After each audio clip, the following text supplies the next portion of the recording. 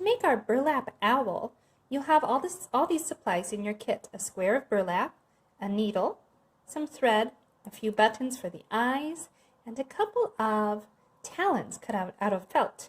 You'll also have a beak either cut out of felt or a little heart-shaped button.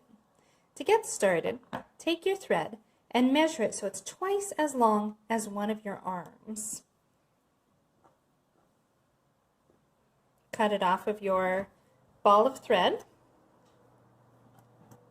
And when you're done with that, you're going to thread the needle onto it. It helps to get the end here a little bit wet so it stays nice and smooth.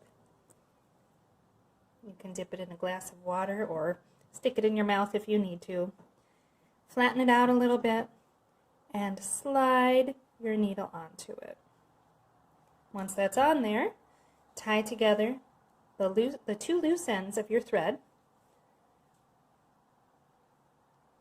so that you have one arm-length thread that is doubled over.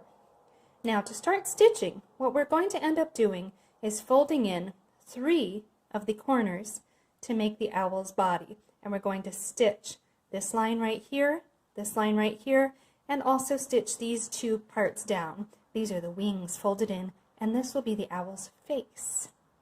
You can hold these down with pins or a little bit of tape, whatever you have handy. I'm going to stitch these and get right back to you. As you can see, I've done most of the stitching along here and along here. I just wanted to show you a little bit more about the stitching. I'm doing a whip stitch, which is where you can join 2 pieces of fabric by just stitching a straight stitch underneath. My needle's going straight through, and the thread goes straight across the top.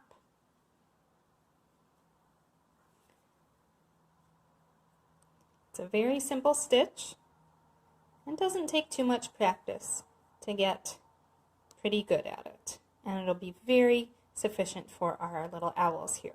Now as you get towards these corners, you want to leave them a little bit loose so that they look like the owl's ear feathers, those little ear tufts that you see especially on great horned owls. So I'm just going to do a couple of more stitches right here. And there we go. Now I've got the owl's body formed, and I've decided